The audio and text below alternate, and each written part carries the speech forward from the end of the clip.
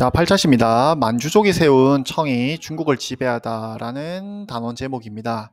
자, 우리 이때까지 배웠던 거 잠깐만 정리해보자면, 이 위진남북조 시대에는 화북 지방에는 북방민족이 내려와서, 위진남북조 시대가 아니죠.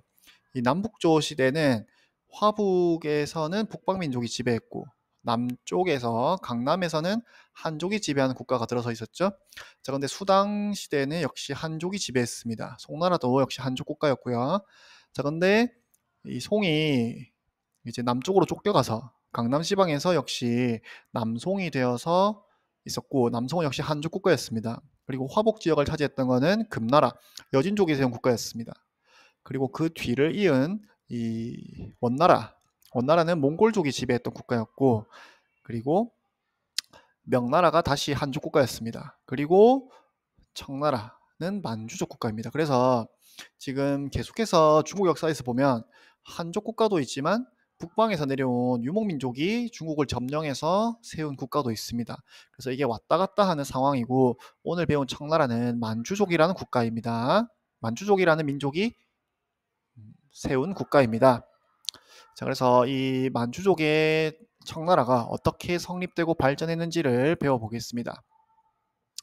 자, 일단 이 임진왜란 말 때 이제 명나라와 조선과 일본이 이제 세 나라가 열심히 전쟁을 펼치면서 국력을 소모하고 있을 때 이제 만주 지방에서 여진족이 조용하게 성장을 합니다. 원래 여진족을 이제 조선도 명나라도 이제 각각 견제하면서 힘을 억누르고 있었는데, 이 견제할 여유가 없으니까 여진족이 조용하게 힘을 키워 나갑니다. 그래서 정말 나중에는 명나라가 약해지니까 이제 누르하치라는 인물이 여진족을 통합하고 후금이라는 나라를 세우게 됩니다. 이 후금이라는 나라는 우리 방금 보고 왔던 그 금나라, 여진족이 세웠던 금나라의 뒤를 잇는다라는 뜻입니다. 그래서 이 여진족이 일단 만주지방에서 후금이라는 나라를 건국하게 되고, 이제 조금 있다 나라를 바꿉니다. 나라 이름을 청으로 바꾸게 되면서 이제 조선을 침략하는데, 이 사건이 바로 병자호란입니다. 병자호란에 대해서는 3학년 때 더 자세히 배우게 되는데, 조선을 침략하는 이유는 뭐 때문이냐면, 조선은 지금 임진왜란 때 명나라에게 은혜를 입었죠. 그러니까 이 청이 지금 명나라로 쳐들어가기 전에 후방을 지금 안정해 놓고 명나라로 쳐들어가야겠죠. 그러니까 지금 조선을 먼저 침략해서 우리한테 까불면 어떻게 되는 걸 보여주고 이제 명나라로 내려가려고 합니다. 근데 또 재수 좋게 명나라가 마침 농민 반란이 일어나가지고 멸망을 합니다. 그래가지고 명나라로 못 내려가고 있다가 갑자기 명나라를 지키던 군인들이 이제 나라가 없어져 버렸죠. 그래서 당장 베이징으로 쳐들어가서 중국 대륙을 차지하게 되면서 아주 손쉽게 중국 대륙을 차지하게 됩니다. 그래서 지금 소수의 만주족이 다수의 한족을 지배하는 이런 국가가 바로 청입니다. 그래서 이 다수의 한족을 어떻게 지배했느냐, 회유책과 강압책을 동시에 사용하면서 지배합니다. 회유책은 일단 과거 시험을 통해 가지고 관직의 한족을 같이 등용합니다. 그래서 만주족만 지배를 하는 것이 아니라 만주족 지배에 참여하는 한족을 만드는 거죠. 그 다음에 대규모 책 편찬 사업에 한족들을 참여시켜 가지고 이제 중국 전통 문화를 모아서 책을 만들게 됩니다.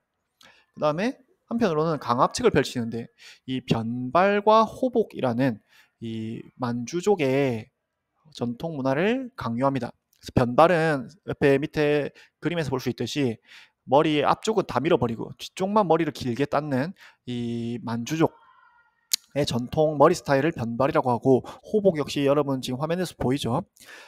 이거를 어기면 이제 살려두지 않습니다. 그 다음에 청나라를 비판하는 서적, 조금이라도 뭔가 글자가 뭔가 청나라를 비판하는 냄새가 난다, 청나라를 돌려서 비판하는 것 같다, 이러면 당장 잡아서 책을 다 불태워버리고 이제 탄압을 하게 됩니다.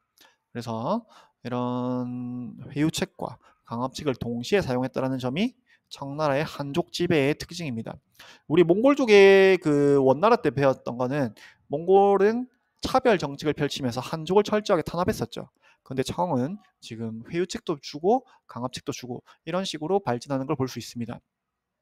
그래서 이후에 이제 강희제, 옹정제, 건륭제 이렇게 130년 동안 엄청난 전성기를 누리면서 어, 영토 확장을 급격하게 해갑니다. 그래서 지금 중국의 영토와 이 청나라의 영토는 거의 일치합니다. 자, 청나라의 경제와 사회를 보겠습니다. 자, 일단 계속해서 농업이 발달하면서 인구가 크게 증가하게 되고, 역시 명나라 때 지배층으로 등장한 이제 향촌 지배 세력이라고 했죠. 이 신사층이 여전히 청나라 때도 사회 지배층으로 자리 잡습니다. 그리고 우리 고증학이라는 새로운 학문이 등장하게 되는데, 이제 선생님이 아까 말했듯이 청나라 때는 조금만 뭔가 청에 비판하는 냄새가 조금이라도 나면 바로 엄청난 탄압이 가해집니다. 그러니까 이제는 뭔가 사회를 비판하고 이런 것보다는 이런 정치랑 상관없이 이제 경전을 연구하는 이런 학문이 발달하게 됩니다. 이게 고증학입니다. 그래서 남송 때는 성리학, 명나라 때는 양명학, 청 때는 고증학 이런 식으로 학문이 발달하게 됩니다. 그리고 서민문화 역시 발달하게 되는데, 이제 소설이나 그다음에 경극은 뭐냐면 얼굴을 하얗게 칠한 사람들이 이제 얼굴을 하얗게 칠한 게 아니라 그 가면, 엄청난 이제 화려한 가면을 쓰고 하는 연극을 경극이라고 합니다. 그래서 이런 서민 문화들이 발달하게 되었고, 그다음에 대외 교류에 대해서 보면 처음에는 역시 바다로 나가는 걸 금지하는 해금 정책을 펼칩니다. 자, 이걸 펼쳤던 이유는 이제 명나라가 망할 때 명나라를 다시 세우기 위한, 이 어떻게 보면 청나라 입장에서는 반란 세력이죠.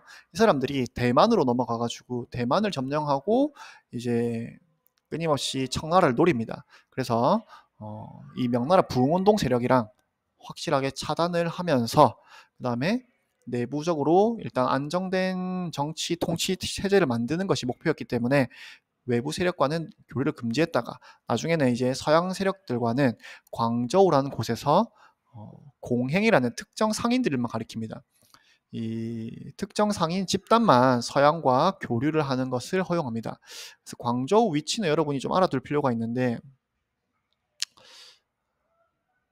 자, 광저우 위치 여기 보이죠? 엄청 남쪽에 있는 이제 도시이고, 이곳 하나만 열어서 서양 세력, 서양 상인들이 여기서 중국 물건을 살 수 있게 뭐 비단, 뭐 도자기, 그다음에 마시는 차 이런 것들을 서양인들이 거의 환장을 합니다. 그래서 이런 것들을 여기 광저우에서 많이 사가게 됩니다. 그래서 마찬가지로 이 서양인들로부터 수많은 은이 이제 유입되면서 은이 화폐로 사용됩니다. 그래서 은으로 역시 명나라 때처럼 세금을 납부하는 이 세금 납부 제도는 지정언제라고 합니다. 그래서 아까 말했듯이 수많은 서양 선교사들이 청나라를 방문하면서 서양 문화도 전파하고 또 중국 문화도 가져가 가지고 서양에 전파하는 이런 역할을 하게 되는 게 서양 선교사들입니다. 그래서 이 당시 유럽 귀족들이 이 청나라에서 중국에서 온 차와 중국에서 온 도자기로 차를 마시는 것이 최고의 고급진 취미였습니다. 그래서 이 차가 정말로 유럽에서는 폭풍적인 인기를 끌게 되었고, 나중에 이 차 때문에 또 엄청난 사건이 일어나게 되는데, 여러분 아마 아직 안 배웠을 건데 미국 2학기 때 배울 겁니다. 미국 독립혁명할 때 보면 보스턴 차 사건이라고 해서 이 차를 마시는 값을 이제 더 올리게 되니까 거기에 엄청난 폭동까지 일어나게 됩니다. 그래서 그 정도로 이 차에 대한 서양인들의 사랑이 엄청났었고, 그것을 바로 명나라와 청나라에서 이 차를 수입해 갔고, 그렇게 수입하면서 은을 많이 지불하면서 명나라와 청나라 때는 은이 굉장히 활발하게 거래되었다라는 점. 수업은 여기까지입니다.